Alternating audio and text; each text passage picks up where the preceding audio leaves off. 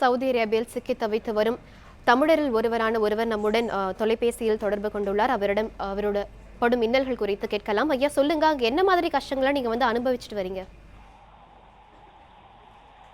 அதாவது மேடம், நாங்க இங்க நம்ம ஏஜென்ட் சொல்லி அனுப்புனது பணம் 1500 சம்பளம் மேடம். சொல்லி பிளஸ் கமிஷன் சொல்லி இருந்து அனுப்புனாங்க மேடம். சரி, டிரைவர் வேலைக்காக வந்தோம் மேடம். வந்துட்டு இங்க வந்து டிரைவர் வேலையை கொடுக்கல மேடம். லேபர் வேலை, பல வேலைகள்லாம் கொடுத்து இதுதான் செய்யணும் நீங்கன்னு சொல்லி வற்புறுத்தினாங்க மேடம். சம்பளம் மாசத்துக்கு ஒரு 700 750 கொடுப்பாங்க மேடம். அது சாப்பாட்டுக்கும் நம்ம ஃபோனுக்கும் சரியா போயிடுங்க மேடம். மற்றபடியே சரி, இது எங்கள் அக்ரிமெண்ட் சம்பளம் இது பத்தில் ஏஜென்ட் சொன்னது ஒன்றுன்னு நாங்கள் இங்கே உள்ள மேனேஜ்மெண்ட் கிட்ட கேட்டோங்க மேடம். போய் கேட்டதுக்கு அவங்க சொன்னாங்க, நீங்கள் எவ்வளோ கட்டி வந்தீங்கன்னா அங்கே போய் காசெல்லாம் வாங்கிக்கிங்க, நீங்கள் இந்தியாவில் போய் நான் உங்களுக்கு அனுப்பி விட்றேன்னு சொல்லிட்டு மேடம் நம்மளோட இக்காமா லைசன்ஸு எல்லாத்தையும் வாங்கி வச்சுட்டு மேடம் அவங்க நான் உங்களுக்கு லீவ் அடிச்சு தரேன், எஸ்ஐட் அடிச்சு தரேன், நீங்கள் அங்கே போய் பார்த்துங்கன்னு சொன்னாங்க மேடம். அடுத்த நிமிஷம் ஒரு 2 நாள் ஒன்றும் சொல்லல மேடம். சரின்ட்டு நாங்கள் லீவ் அடிக்கிறாங்கன்னு நினச்சிட்டு கொஞ்சம் இருந்தாங்க மேடம். அப்புறமா போலீஸ் ஆக்கிட்டு வந்து நடு ரோட்டில் வெயிலில் நிற்க வச்சு மேடம் கையை 2த்தையும் தூக்கி முட்டி போட சொல்லி கண்ணை தலையில் வச்சு சொன்னாங்க மேடம், நீங்கள் இது வேலை செய்யணும், உங்கள் சவுதி நீங்கள் வந்த சம்பளத்துக்கு வேலை செய்யணும், நாங்கள் கொடுக்குற வேலையெல்லாம் செய்யணும், நீங்கள் வேறு கேள்வியெல்லாம் கேட்கக்கூடாது அப்படி இப்படின்னு சொல்லி மேடம் எங்களை ரூம்லேயே வச்சு அடித்து துன்புறுத்துனாங்க மேடம். அதுக்கு நாங்கள் பயந்துட்டு நாங்கள் வேலை செய்கிறோம்னு சொல்லிட்டு அதுக்கப்புறம் தான் மேடம் நம்ம நியூஸுக்கு நான் தகவல் கொடுத்து நாங்கள் இது வழியாக இது மாதிரி சொன்னோங்க மேடம் எல்லா குறைகளும். சவுதியில் இன்னும் எத்தனை தமிழர்கள் தவிக்கின்றீர்கள்?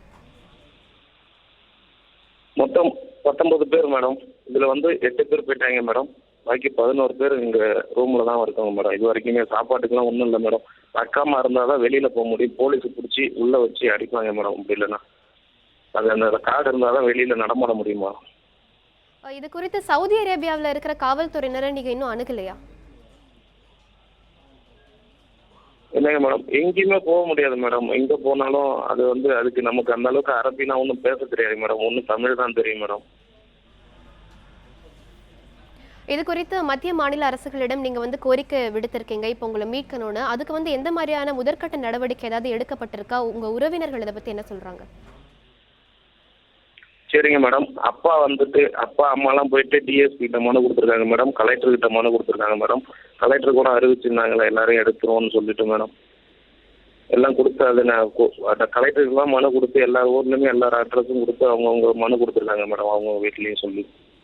உங்களோட அன்றாட உணவு தேவைக்காக நீங்க இப்போ என்ன மாதிரியான மாற்று வந்து பண்ணிட்டு இருக்கீங்க? இல்லைங்க மேடம், ஏற்கனவே நாங்கள் காசு கையில் இருக்கும் போது கொஞ்சம் மாவு, மைதா மாவு இதெல்லாம் வாங்கி வச்சிருந்தோம் மேடம். அதை வச்சு எப்படியே எதை கரைச்சி மாவு தோசை ஊற்றி அதுவும் ஒரு வேளை தான் நம்ம சாப்பிட முடியும். அதிகமாக 2 வேளை 3 வேளைக்கெல்லாம் வழியே இல்லைங்க மேடம். மற்ற நேரத்தில் தண்ணியை குடிச்சிட்டு இப்படியே ரூம்லேயே படுத்துருக்கோம் மேடம். இது குறித்து உங்க ஏஜென்ட் என்ன சொல்றாங்க? உங்களை இங்கே அனுப்புனவங்க கிட்ட நீங்க கேட்டீங்களா இதை பத்தி? அதை பற்றி கேட்டேங்க மேடம். கேட்டதுக்கு அவங்க சொல்கிறாங்க, ஆல்ரெடி எல்லாருக்குமே டிக்கெட்டு போட்டாச்சு, 19 பேர் அனுப்பிவிடுவோம், ஏற்றுருவோம்னு சொல்கிறாங்க. இதில் 8 பேரை மட்டும்தான் மேடம் ஏற்றிருக்காங்க. பாக்கி 11 பேருமே நான் ஏற்றுவோம் 2 நாளாகவும் இந்த நியூஸ் எம்ப்ளாய்ஸுக்கு கவர்மெண்ட்டுக்கு போயிருக்கு, அதனால் அந்த கவர்மெண்ட் வந்து உங்களை எடுக்கும் அப்படி இப்படின்னு சொல்லிட்டு இருக்காங்க மேடம். அது வரைக்கும் நாங்கள் இதில் ஒரு நாளைக்கும் ஒரு வருஷம் போகிற மாதிரி இருக்குது மேடம். சாப்பாடுலாம் ஒன்றும் இல்லாமல் எத்தனை நாள் மேடம் பசியும் பட்டினியுமாக கிடக்குறது. ஐயா, உங்களுடைய தகவல்களுக்கு நன்றி. உங்களோட கருத்துக்கள் வந்து கண்டிப்பாக மத்திய மாநில அரசுகளை சேரும் அப்படின்ற நம்பிக்கையுடன்